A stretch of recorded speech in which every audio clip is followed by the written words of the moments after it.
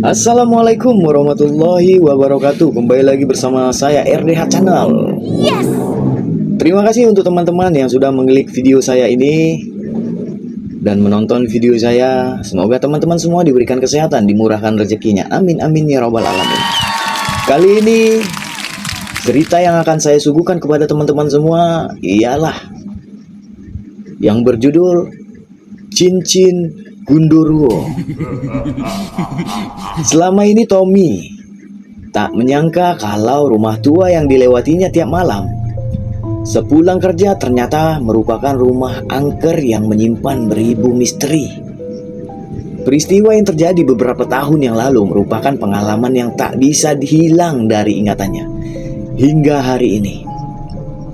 Sebagai pegawai pabrik sablon, bagi Tony dan kawan-kawannya sudah bukan merupakan hal yang aneh kalau tiap hari harus kerja lembur, mengerjakan pesanan dari perusahaan tempatnya bekerja. Tak jarang ia baru bisa menyelesaikan pekerjaannya hingga tengah malam. Dan setelah itu pulang ke rumah yang jaraknya lumayan jauh. Seperti hari itu, Tony diminta lembur oleh bosnya karena sedang banyak pekerjaan dan banyak pesanan. Dengan senang hati, Tony mengerjakan pekerjaan yang menjadi tanggung jawabnya. Tanpa terasa dari hari menjelang tengah malam, Tony berhasil menyelesaikan pekerjaannya dan bergegas pulang setelah memasukkan semua perkakasnya dan pesanan untuk besok ke dalam bungkusan. Dikayuhnya sepeda tua, peninggalan orang tuanya dengan pelan, dengan santai. Sepanjang jalan yang dilewatinya terasa gelap. Rupanya guys, listrik di daerah tersebut padam. Dengan pelan sepeda tua tersebut berjalan menembus kegelapan malam. Sebetulnya hati Tony sudah merasa tidak enak. Jalanan yang gelap ditambah suasana jalan yang sepi membuatnya miris. Akan tetapi, rasa lelah karena seharian sudah bekerja membuat tekadnya untuk pulang dan segera tidur semakin kuat.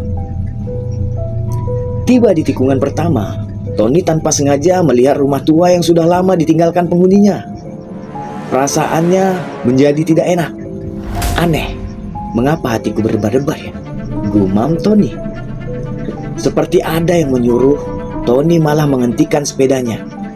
Rasa takut yang mencekamnya membuat bulu kuduknya berdiri guys. Dengan kaki yang bertopangkan pada sandaran sepeda, Tony mencoba memberanikan diri untuk menatap rumah tua yang ada di depannya. Jantungnya semakin berdebar-debar sangat kencang guys. Apa aku lebih baik kembali dan tidur di gudang saja ya? Tanya hati Tony penuh rasa bimbang. Dia juga heran mengapa dirinya tidak segera beranjak dari tempat itu. Sebaliknya, kakinya justru melangkah mendekati rumah itu. Tapi Tony merasakan ada kekuatan goib yang menariknya untuk terus mendekat ke rumah itu. Perasaan hatinya yang semakin kacau menjadi semakin tidak karuan waktu dilihatnya sesosok bayangan tampak berkelabatan keluar dari arah pintu pagar rumah kosong tersebut. Dengan kaki yang gemetaran karena ketakutan melihat bayangan tersebut, Tony berusaha membalikkan sepedanya untuk berputar balik.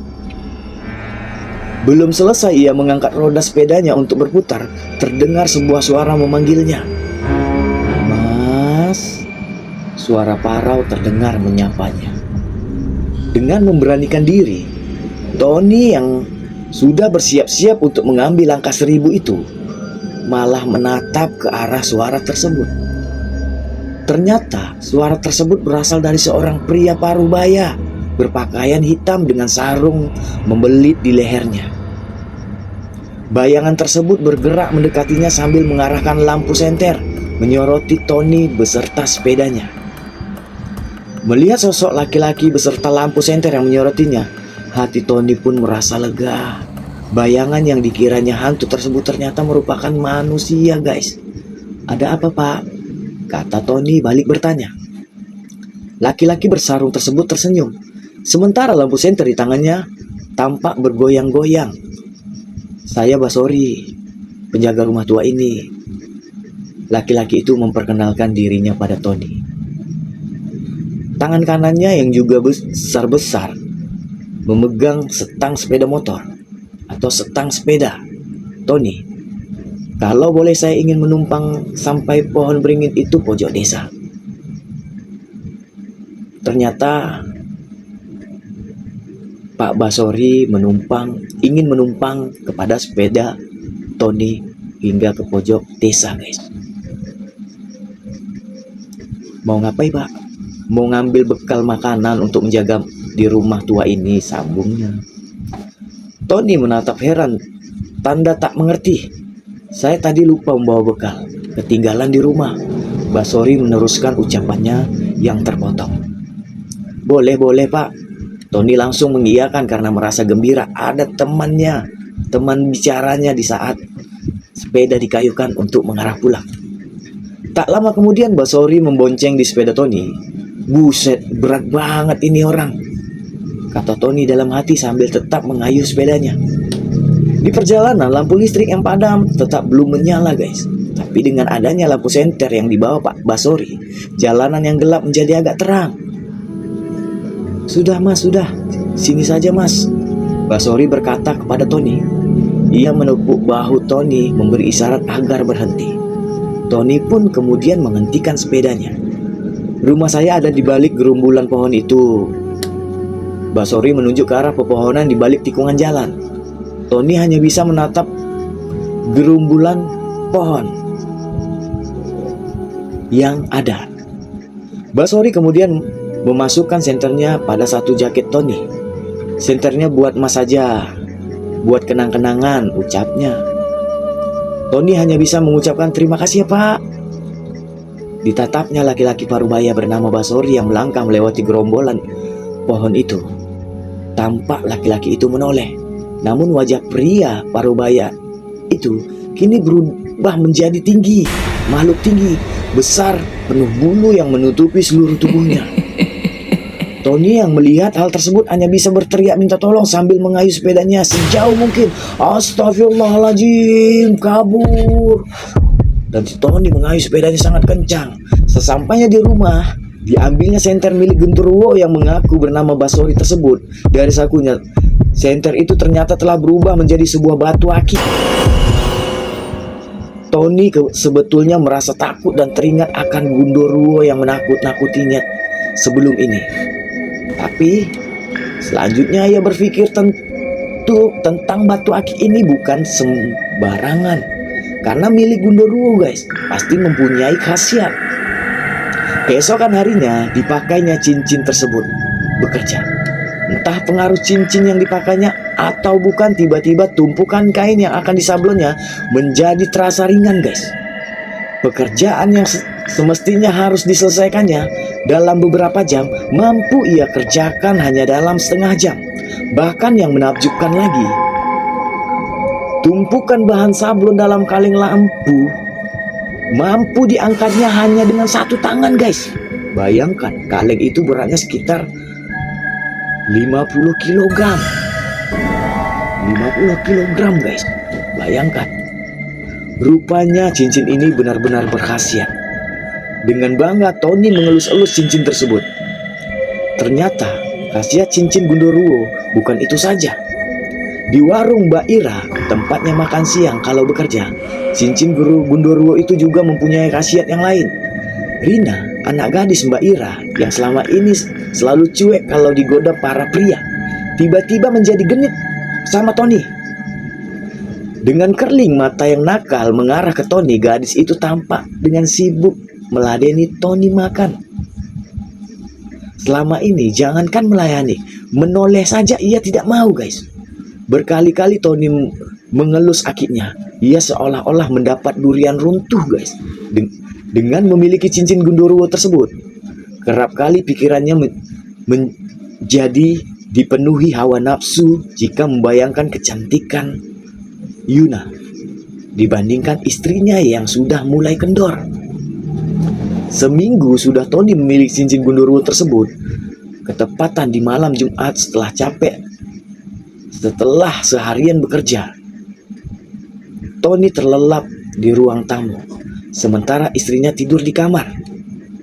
Tanpa terasa semalam suntuk ia telah tidur dengan nyenyaknya. Paginya setelah bangun, dengan wajah sumringah, sang istri mengidangkan kopi. "Mas, tadi malam lain loh, kuat sekali.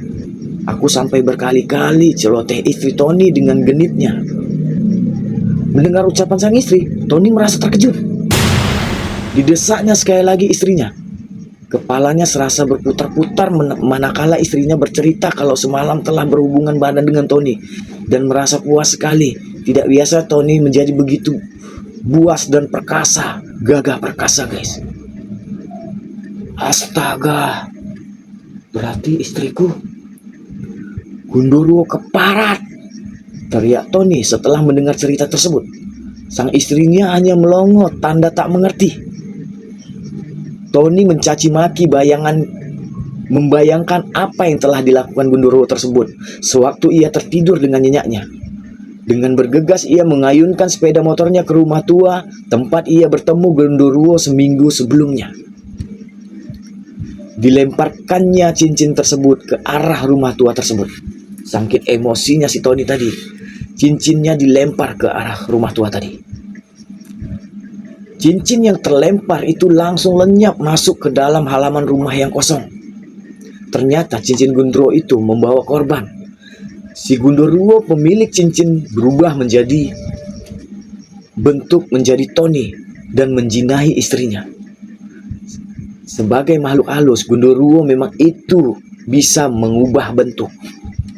Jadi, apabila sesuatu terjadi pada malam hari yang teman-teman tidak mengerti dan tiba-tiba penampakan suatu Gundurwo atau apapun itu dan mendapatkan cincin atau kalung, harap dibuang kembali teman-teman, karena itu akan berdampak buruk pada diri kita dan istri kita. Oke, terima kasih teman-teman semua yang sudah menonton video saya dan cerita saya ini. Semoga teman-teman semua diberikan kesehatan, dimurahkan rezekinya. Tapi jangan lupa dulu teman-teman, jangan lupa untuk tekan subscribe-nya, like, share, dan komen. Terima kasih teman-teman. Apabila ada yang kritik dan sarannya atau ada cerita yang mistis dari teman-teman, silahkan diisi di kolom komentar dan saya akan membalas kembali. Saya akhiri video yang singkat ini. Wabillahi taufiq wal hidayah. Assalamualaikum warahmatullahi wabarakatuh. Terima kasih.